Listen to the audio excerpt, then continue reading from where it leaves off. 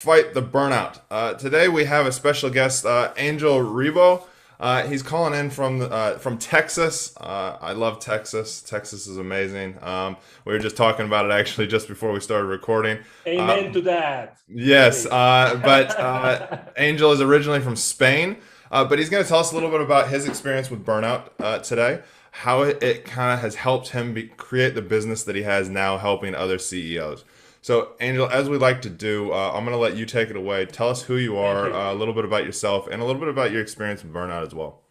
Absolutely. Chris, thank you so much for allowing me to be on your show today. And obviously, thank you everybody who's watching us today. So I would say that my story my stories with burnout have been going like up and down in my life.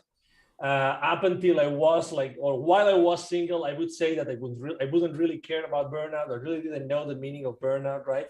Because I really could go anywhere in the world, as you said very well. I'm originally from Spain. I left Spain in the 90s to start my international career because I had learned so many foreign languages, and I started working with large American corporations. And I started going from this country to this other country. And as you said very well, that's what I do for a living. Is I help both corporate CEOs and established entrepreneurs to bridge the gap globally for expansion and exposure. And my brand is the CEO Confidant because I have helped more than 1,500 CEOs in 33 countries to expand their businesses and to help them accelerate their businesses. So, as I was reflecting about the burnout concept, right? Number one, I would say that the higher the responsibility you feel with yourself and with your life and with the people around you, I think the higher is the sense and the likelihood that you're going to feel that burnout, right? Yeah. And I have to tell you that I left corporate America in 2016. And I realized a few months later that I really didn't know the meaning of burnout still. Because it started to hit hard when you realize that, you were already in corporate America before and everything was like structured. And, you would like it more or less, you would be more or less happy, but you had a structure, right? And you would follow the structure, and if you did a good job, you would still have some fun, and you would have a nice salary, nice wages coming in every single month, no matter what, and you would have all those retirement, plans along with them. So everything was in place. But when and that's my personal story, right? When I became my own boss, and obviously I had a family with 3 kids and a wife, and my wife wasn't working, right? Then I had to put everything in place to build a system to generate wealth for my family and myself that was there, even if I wasn't there, right? Yeah. And it's so funny how, obviously, I really felt a burnout because I realized that I made a lot of mistakes. And let me share with you what the mistakes were that put me on that very dark spot. Yeah, that's Number one, I thought that I didn't need help. I didn't need help, right? So I thought, no, I've been so successful in my career, so successful, helping so many successful people. I can do this all by myself. And that was a big mistake, because definitely I should have help. I should have asked for help much faster, much sooner, right? Number two, I should have really picked my first, let's say the first people I asked for help. I should have done a much better due diligence. I think that we really lack in the way that we look for our let's say journey partners, the ones that are going to help us ramp up our business. And when we start our own business, even if we've been successful in a corporate career, it's completely different to having to set up your own systems and develop your own systems so that you can start generating value for others, with what you know to do. It's a completely different story. Yep. And I really didn't pick the ones. And I can tell you, I was burned literally with tens of thousands of dollars, picking the wrong people, the wrong marketing people, the wrong sales people, the wrong legal people, the wrong CPA advisors, you name it. And I'm telling you now, and both you and I we're laughing, right? But it was painful. It's not so funny when you're going through it. No, exactly. And there's lots of things that happen. But the thing is, how did I eventually get out of that position in which I felt in total despair, in total desperation, I would say. So number one is that I really realized that I was myself. I was really expecting things to be much worse than what they were supposed to be. So I don't know if that has ever happened to you, Chris, but Yep. I have this feeling that I can cope with anything. I can do anything. I can be successful anywhere. You yourself, you are originally from another country, and you are blessed with being in New Zealand right now, at least for the time being. Yep. But we feel invincible, right? I mean, Yep. nothing can defeat us. But that's a double blade sword, right? Because You get very cocky as well at the same exactly, time. exactly. So you understand me very well, right? Yep. So I feel so like unstoppable, that at the same time I realize this unstoppability, this self-esteem, this super high self-esteem of mine is also a blind spot for me, because I should be, as soon as I find this value that I can consistently, provide my clients and my collaborators, as soon as my partners, I have to build a system that allows me to keep on adding more value, without burning myself out. Yep. And let me tell you, when we got to 2020, month of March, and some news started. I mean, I don't watch the news, by the way. I've been like 5-6 years without watching the news, but obviously it was impossible not to hear that something was happening in the east side of the world in March last year. So I said, okay, so I have no option, right? So regardless of my unstoppability, I have no option. I have to do something. So it's funny how I started to build my own team only in 2020. Oh, and wow. I went from zero, literally from zero, like just a few people helping me on some areas, but everybody was external, like nobody on my team, to having today 11 people on my team. And people that are doing some graphical work, some graphic design, video editing, copywriting, you name it. Everything that helps me in the marketing and in the sales side, but that whatever I personally deliver is only like a very high value, that service that my clients need. But isn't it crazy? I could have hired these people in 2016 when I left corporate America, when I had this wonderful, beautiful 401k. You had all this money that you could have paid other people with. You follow me, right? Yeah. You follow me without having to experience that.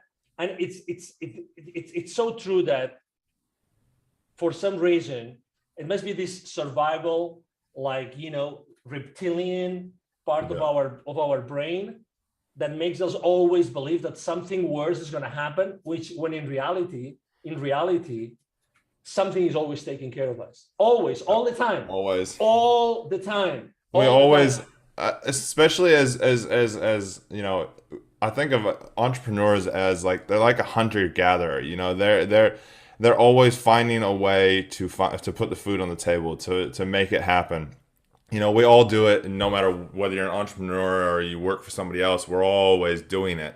We just, different people have different levels that they'll actually push themselves out to. And as we talked about, you get that double-edged sword of we become so confident. That's where you look at entrepreneurs and they will do crazy things, but then there's other things that they do and they're like, oh wait, I shouldn't have probably done that. But then at the same time they make it work and they shift it and they get it to help. But it's interesting that you, for 4 years, you did things pretty much on your own, and then 2020 came around and you're like, I need help. What was it that actually caused that? I know we had the some people call it the spicy flu, or the craziness as others call it, or whatever you want to call it.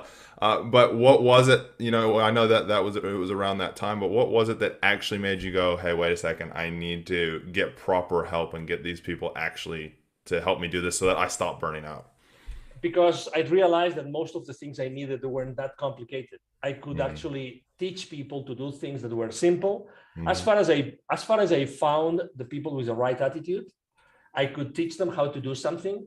I was open to make mistakes. I was totally open to have my entire team making mistakes until until they reached a place in which we were delivering proper value. And also there was something else, which is maybe it comes from, I mean, I'm not that of a religious, believer. I used to be. I mean, in Spain, almost everybody is a Catholic. Yep. And I think, I mean, we're gonna talk.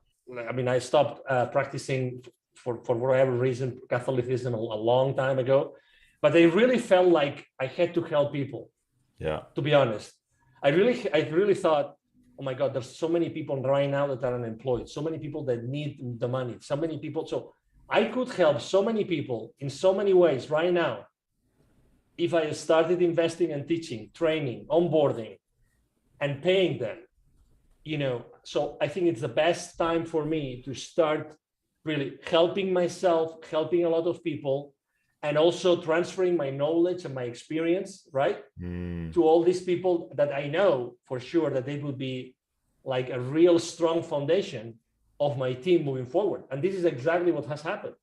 They have become really loyal employees of mine, really, really loyal employees. And they have learned, if you compare the level of knowledge and experience they had 1.5 years ago to today, oh my God, they are completely different people. Yeah. And I am huge on onboarding. I mean, I believe that you never stop onboarding your employees, ever. You never stop.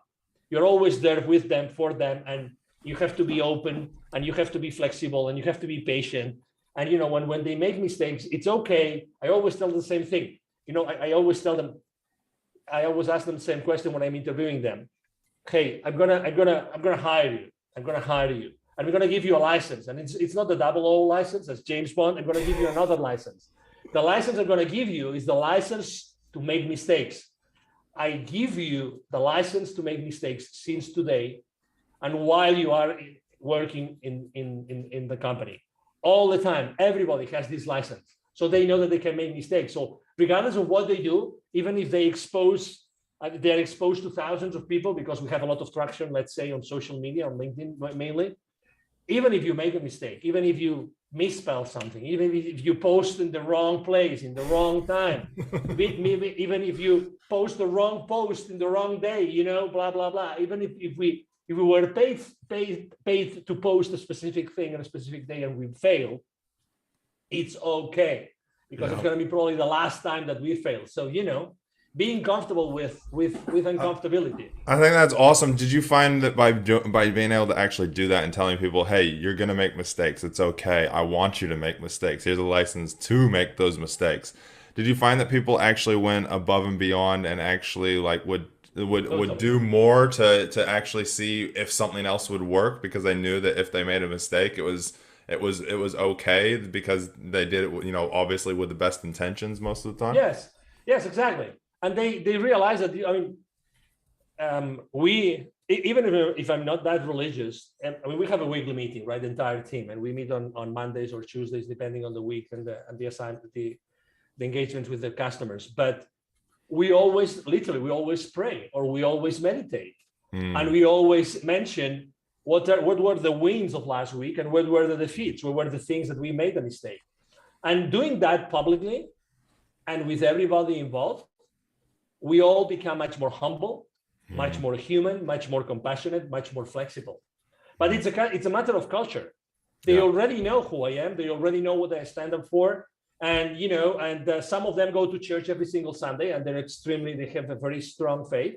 And I have a very strong faith on my beliefs, right? But again, coming from many different avenues of beliefs, we all have been able to build this culture in which we are compassionate with ourselves. And how can you possibly build a team like that everybody is compassionate about everybody else's mistakes? And even if we make mistakes, hey, let's do it better. What was the wrong thing? What made us make it? Maybe I overlooked that, or I overlooked that, and very often, as as leaders also, that happens to us as well. We tend to think that our thoughts become the instructions and directions that we give our team. Isn't it crazy? Are we not, sorry for my French, are we not screwed, Chris?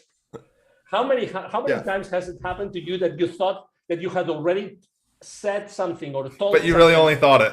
Exactly. Because you have so many different things going on. Exactly. It's so crazy. That's it's so crazy. the entrepreneur. But I want to just stop for just a second and just praise, because My background is law enforcement. I was a cop here for 7 years. That's how I became extremely burned out. I was a cop for 7 years, did everything all the way up to VIP protection, protecting the head of state. I worked alongside Secret Service when they came over here 1 year. So, you know, the one thing that I find now that I'm an entrepreneur, in a way of my own, I'm also now back as a salaried employee for somebody doing financial advising now as well. So got two hats on all the time, is that if you don't have a culture where you're truthful, you're honest, where you can make mistakes, where, people come together and they go, hey, what did you do well? What didn't we? What's the things that we can work on? How can we do better? But not with a thing of you must do better, a thing of, okay, let's work together. You create this culture that is empowering and people go out and they do amazing things, even if they screw up. And so by being a leader of that, or being in a leadership role, or just taking leadership, you end up going, and you have to also be that same thing. Say, hey, I screwed up. I mean, I can't even count how many times a day I say, yep, I screwed up on that one. Yep, I get that one. That was so bad. But it's awesome to see from coming from you, how it has happened in just 18 months for you, and the team that you've created just by being brutally honest. I always tell people, be brutally honest. If you screwed up, say you screwed up, and then figure out how you can do better the next time. So I just wanted to praise that. That is amazing. I am curious, how did you get the right people in the beginning? It's just a matter of it's just a matter of something that I did really smart, and it wasn't I just was open enough to listen, right? It wasn't even because of myself. So someone proposed me or suggested me to do something, to look for someone that could be a good like future team leader, right? Yeah. And I said, okay. I always hire for attitude, always. I like attitude. I don't care about experience. I don't care about achievements. I don't care about nothing else. Attitude. That's why, and to your point, which you just mentioned, that's why it's so important to set the right expectations. Okay, just set expectations, but you set expectations with your employees, but they have to set expectations with you as well. So I have to be setting expectations with my employees, so they know exactly what I am expecting, but also I want them to tell me what to expect from them, right? So something that I did is that I was able to start, instead of starting with someone very low level, I started with someone that had already had some experience in a completely different, field, totally different field, but someone that has had already some experience. And I told that person, I would like you to bring as many people to the team as possible. The ones that you think are going to enjoy it the most and are going to need it the most. And it's literally, she brought literally like 5, 6, 7 of my 11 members of the team. So she did the due diligence. She already knew personally these people, and she of course, she has a strong credibility among them. Yeah. So I was able to very effectively to bring someone on board that would help me to bring more people on board. Yeah. Gotcha. And so that was for me the number one secret. So obviously, in order to be able to do that, you have to look for, someone that has some sort of influence or visibility, someone that is a leader of an organization, of an association, or has a strong presence in the community. You know what I mean? Yeah. And then you can do that. But that was awesome, because I remember when I was in corporate America, and I was obviously when I was in corporate America, I was hiring like very high level people, and with several hundreds of thousands of dollars a year, blah blah blah. But it was much more difficult. It was much more difficult to bring people like that. And I hired a lot of people, successfully, but also I made a lot of mistakes. But if I had to go back to my corporate America times, I would always hire the same way. I would always hire the people that I think that their attitude is a great attitude, and they complement me, and that's something else. They complement me. So if I'm not very well organized, I would like someone that is much better organizer than me. If I try to forget things, someone that can remind me of things. If I, you know what I mean? Yeah. So I feel like I have at least a strong foundation on that person that I am hiring like to start with. And then, the rest can be, expanded as a ripple effect. But that's really important. And I think that we make a lot of mistakes hiring because we are looking for expertise more than ability or attitude. If someone has the right attitude and is really willing to learn, that's it. I always ask very weird questions. I mean, I really ask people very weird questions. I ask them for the hobbies. I would like to pay you to do your hobby better with us. And they say, what? Yeah. Is this guy crazy? Because there's always a gray area, Chris. There's always a gray area between what someone really likes to do, like in their personal time, and what they enjoy to do the most at work. Yes, exactly. They blend together. They exactly. fully blend together. But we are so screwed. Again, we always, for some reason, well, I know the reason.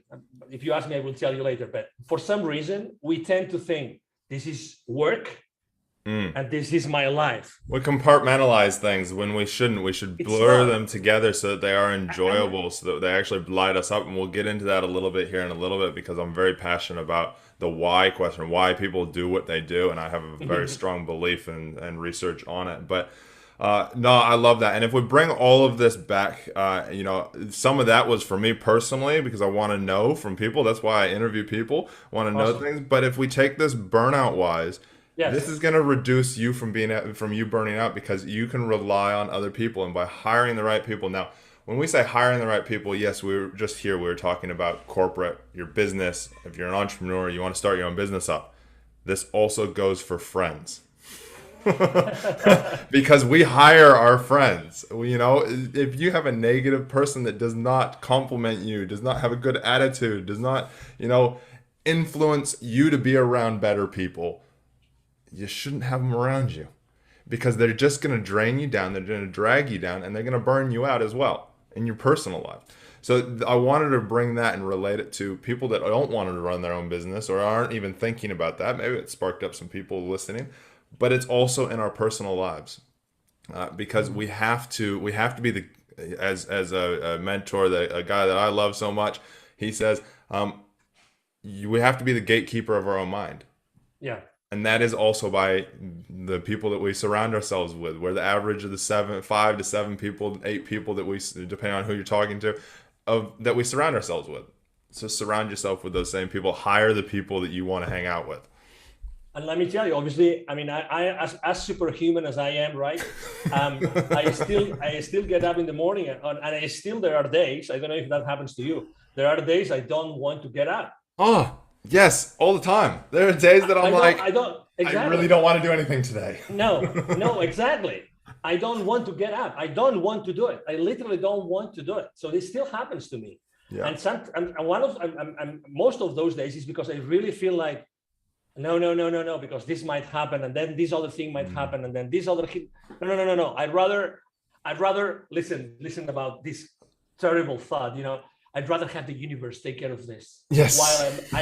While I'm in bed, someone will take care of this. While I'm in bed, someone. And again, this is like ourselves going down that path of denial. Yeah. And that's why when I was preparing for this conversation today, what do I do when I feel myself like super anxious? And this what do you do? In the morning, always. This is always in the morning when I'm about to get up. Always when I wake up.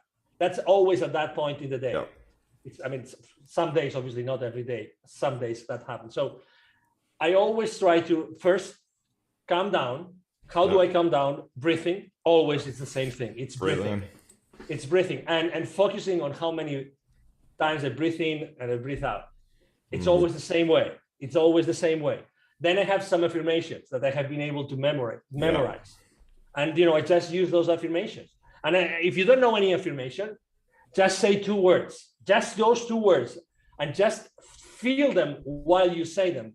and you have to say them, you have to verbalize them. Yep. Okay, your wife, your fiance, your partner, whoever is going to say you're crazy. It doesn't matter. Just If you are, it's a good thing.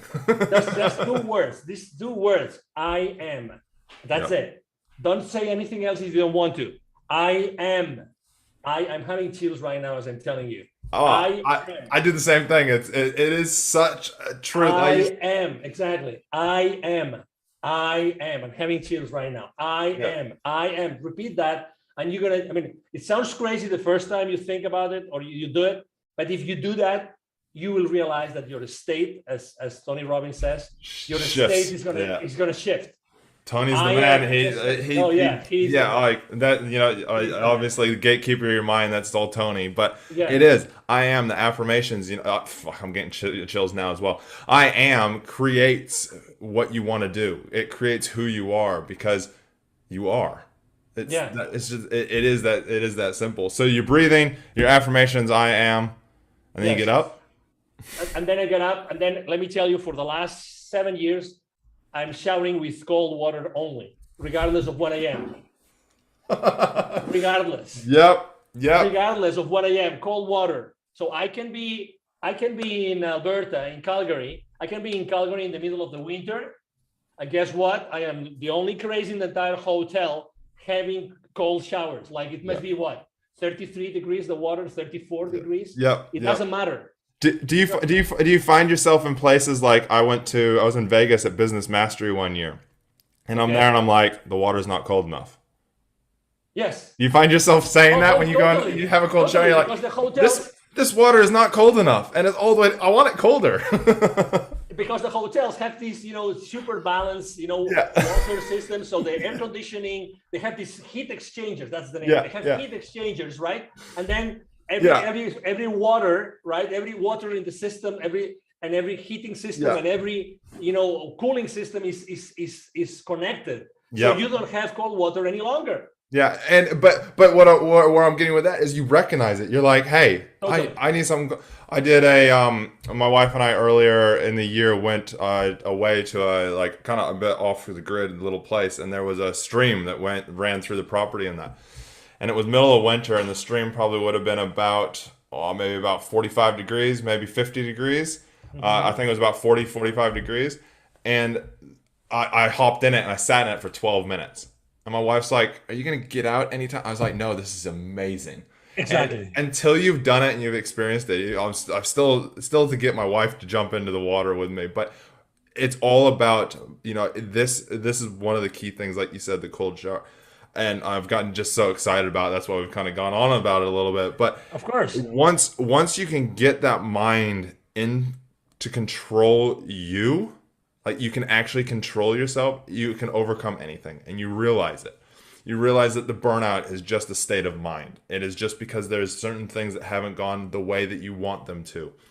And you're working yourself too much because you're not taking time for yourself. You're not sitting and chilling in you. You're not relaxing in your state. When you get into cold water or even underneath a cold shower, you have to be 100% present.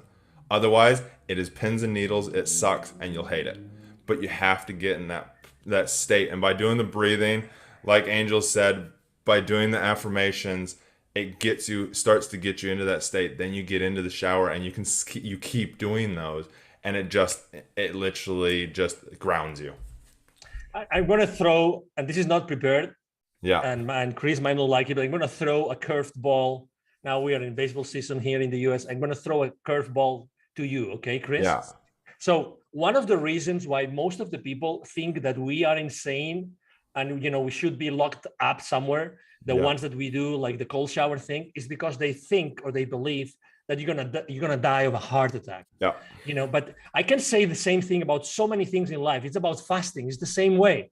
We, for instance, we have 3 kids, and I have discussions, sometimes even arguments with my wife, because nothing happens when the kids don't eat anything.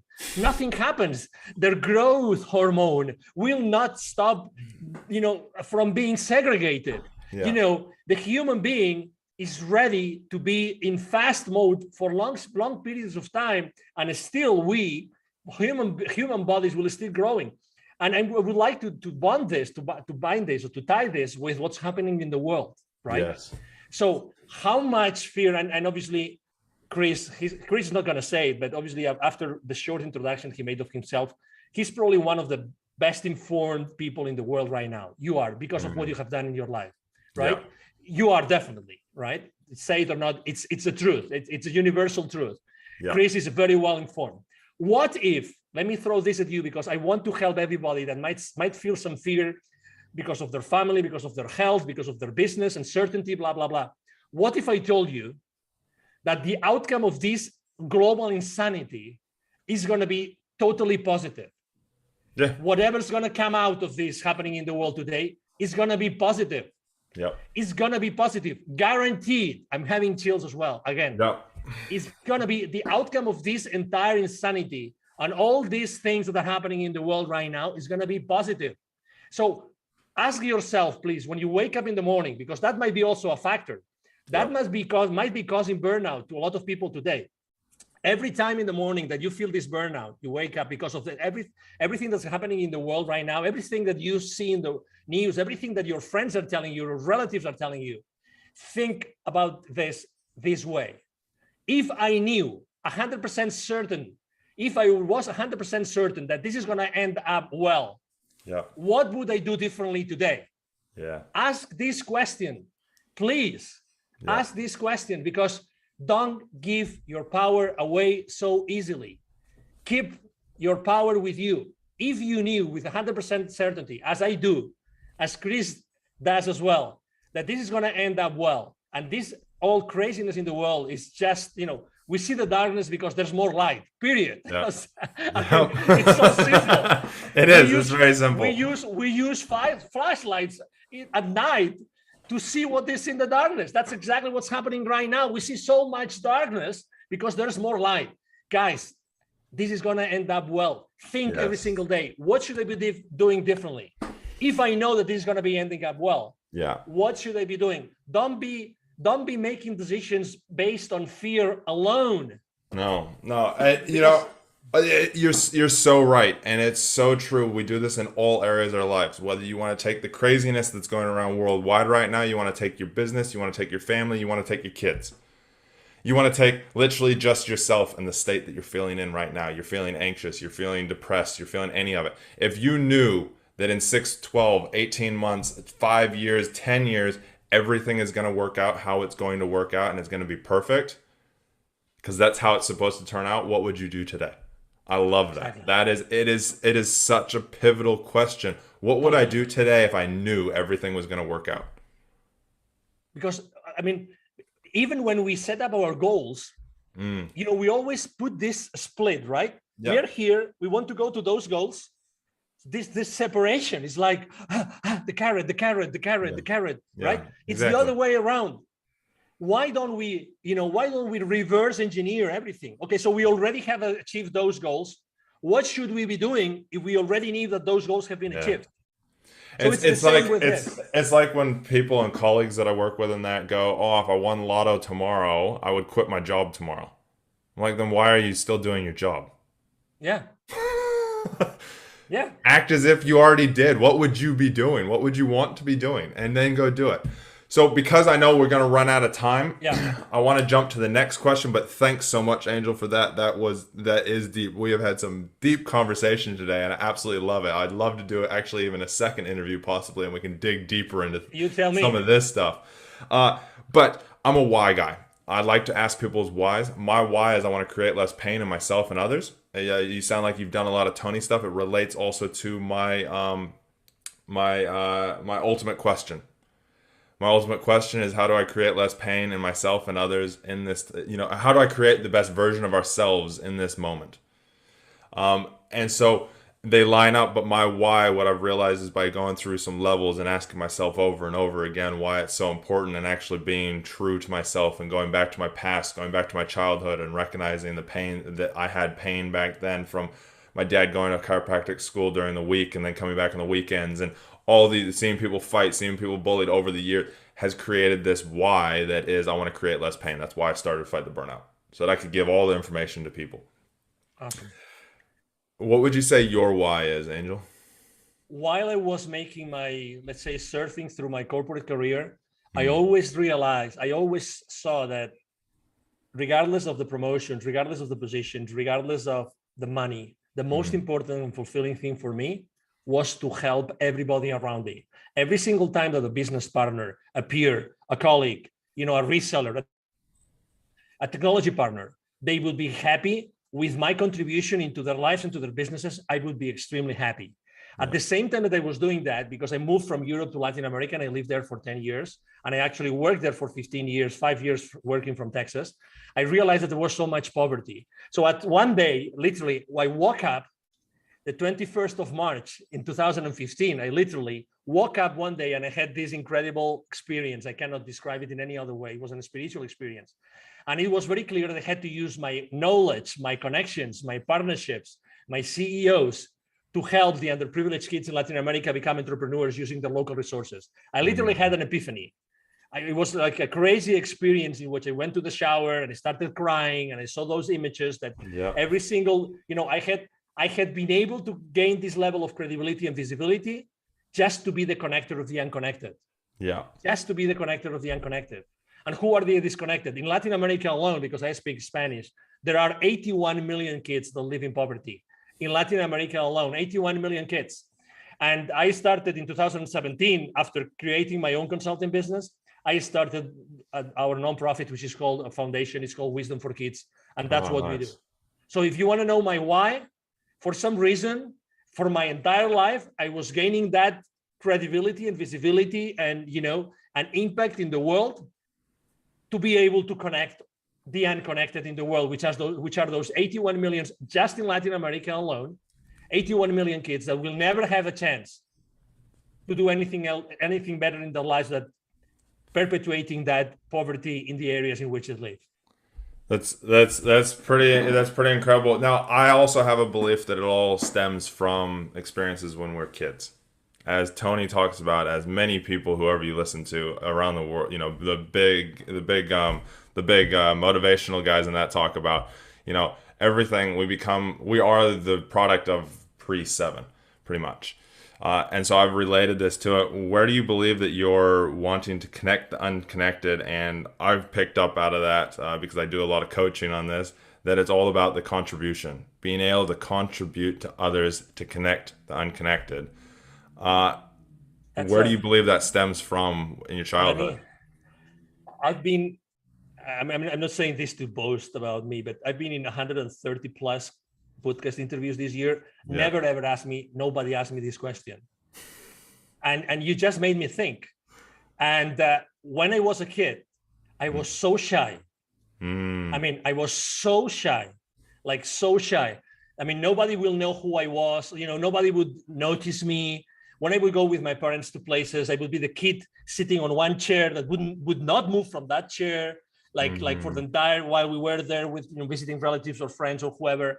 So I had to wait until I went to college. So I completely cut the ties with my ancestors, let's say, that I started to be myself, and I started to be a member of an international association, and then the president of the international association for that in the college I studied.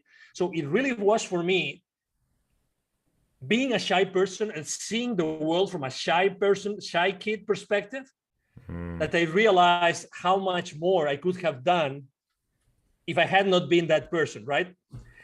So very often, some people ask me, what would you change in your entire life? Right? The easy answer is, I would not change anything because I wouldn't be the same person. But in reality, if I had to regret something, I always say the same thing. If I had to regret something, is taking risks sooner in my life. I would have loved to take risks when I was in high school. I would have loved to take risks when I was even in middle school. The more risks, again, that's another concept that we are all screwed up with, but I would have loved to take risks. And that's why, I always use as a mantra, take imperfect action now. Take imperfect action now. For every single business I work with, every single business owner or CEO, take imperfect action now and see what it takes you. What do you have to lose? Yeah, exactly. What do you have to lose? No, that's incredible. You gave me goosebumps, man, while you're talking.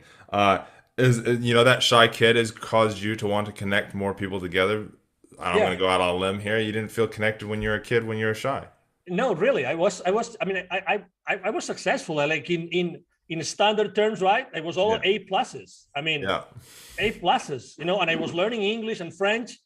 And I remember going to, oh yes, that summer was terrible. I mean, I went to the UK to learn English for one summer. It's very common in Spain. If you want to really learn English, you go for a summer to the UK. And guess what? I stayed in a family with 3 kids. That's okay. And my roommate was a Swedish guy. That was okay. But guess what? I said, I really want to learn English, so I don't want to mix myself with the rest of the Spanish population that came to this school. The only friends of my roommate were Swedish girls. Oh my God. I know. What happens when the most shy Spaniard in the world goes for a summer, and the only way that he can hang out with someone is 3 beautiful, gorgeous, exuberant, you know, super confident on themselves Swedish girls. I mean, do you see? Yeah. I mean, I felt so small, like so small, you know, and I wasn't ready. To interact with this gorgeous, you know. And right now I think about it and I say, wow, Angel, you know, why were you so stupid? But I wasn't stupid. I was just immature. I wasn't used to. I was going to in Spain. I always, from K to 12, I was always going to, you know, male only school. Yeah. So, and that's why I always felt this massive gap between myself and the rest of the world. You know what I mean? And if you add into that poverty, which thank God I never had to go through. Oh my God. But for you, as soon as you saw it, it was the next level. It was the next level of everything that happened in your childhood, which then created who you are today. And that's why you like to connect the unconnected. Totally. That's awesome. There you go. We got it. It's amazing, and you can see it. And I just want to reiterate this to people is, you know, if you're struggling with finding that why, because once you find that why, what you do comes so much easier. Totally. You can find that what so much easier once you know why you're driven, why you love what you love, and why you have done everything that you've done. And nobody else can tell you that that's right or wrong, because it's just who you are. So, and by the way, I still remember the face of these 3 Swedish girls. I bet you do.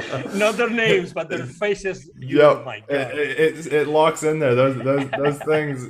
I was 13 years old only. 13 years old only. Yeah. I was 13 years old only. Oh my God. Yeah. So Angel, as we wrap up, how do people get in touch with you if they want to reach out, they want to maybe get your services, or they just want to, just to talk. Yeah. Just to talk. Absolutely. So the easiest way is to send me an email.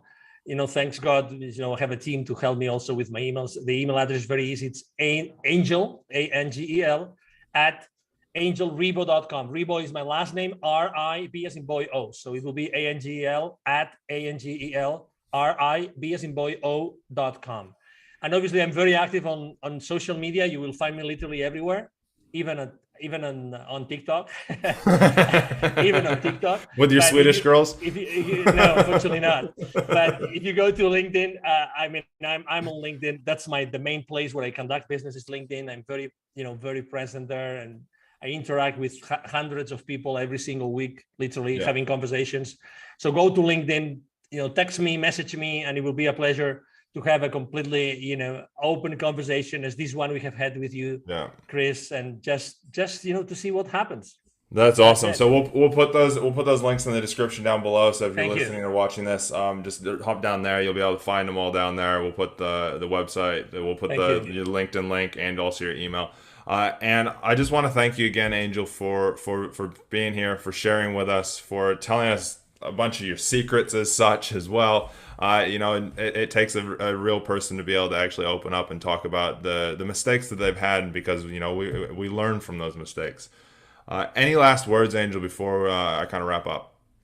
Yes, to reiterate what I said before, please think every single time you are in doubt, that you're feeling down, that you are anxious, that you feel this burnout, have the certainty that everything that's happening in the world today, the world that's coming up, is going to be amazing for all of us. It's going to be amazing. And ask yourself the question, knowing this, what am I going to do different today? That's it, really. I would like to leave everybody with that question because I think it's a powerful question. Nah, I love it. I love it. Thank you, Angel. And thank you for reminding everybody of that. Remember, everybody, as I always say on these episodes, don't try and take everything that we talked about today in. Just grab one thing, whatever's popping into your head right now, take it and run with it as if everything is going to work out. And if you need assistance with anything, reach out to Angel or reach out to us here at Fight the Burnout. It's Fight the Burnout at Gmail, Fight the Burnout Podcast at gmail.com. That's Fight the Burnout Podcast at gmail.com. Send us an email. We'll happily help you out find your why. We'll help you out so that you can then find what you love to do, and then it's not work every day. And then you can also, hire the right people and do all the fun things and be that person that you want to be. But there's a lot of key things in this episode, so go back, listen to it again, and really make sure that you share it around as well, because I know that lots of people will get a lot from this conversation. Again, Angel, thank you very much for being here with us. And everybody, like, subscribe, flick us an email, let us know what you want to hear next. And if you want to hear more from Angel, I'm quite interested in having another conversation with him, so you might see him in the future back here on Fight the Burnout.